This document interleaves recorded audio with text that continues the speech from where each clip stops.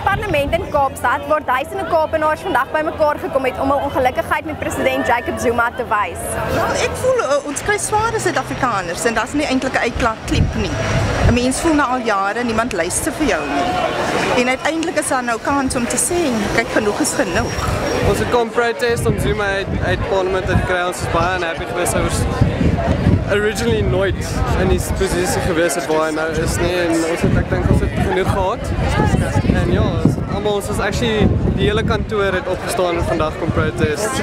Ek is tradisionele ANC ondersteuner, 'n ongelukkige ANC ondersteuner en deel van my optog, deel van my teenwoordigheid vandag is natuurlik om ook te wys my ongelukkigheid.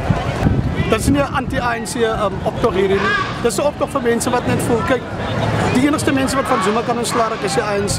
En ek dink die idee is dat die ANC die boodskap moet kry dat hulle moet die regte ding doen en die regte ding doen vir die land om ontslaa te raak van hom en sy cronies. I think it's about time that all South Africans stood together to realize what's happening to this country. We need a change in the leadership, and that's what we're all here to do. We need to raise awareness about this thing. It's not a race issue, it's not a party issue, it's a leadership issue, and that's what we need to address as a country. We all together, there's no political agenda, it's purely South African, so that's what I think is a good thing. What do you hope for? Do you think this will make a difference? Do you hope for awareness?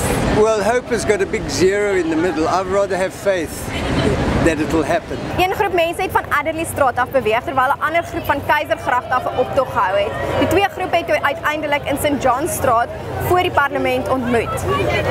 Suid-Afrikaanse vlae is gewaai, krete soos Zuma must fall is geskree. Zuma must fall! Zuma must fall! Zuma must fall! Zuma must fall! Zuma must fall! En mense het die volkslied 'n paar keer gesing. Na so ruk het die mense toe begin huis toe gaan. Ek is Charlie Sibragen by die parlement in Kaapstad vir Huisgenoot.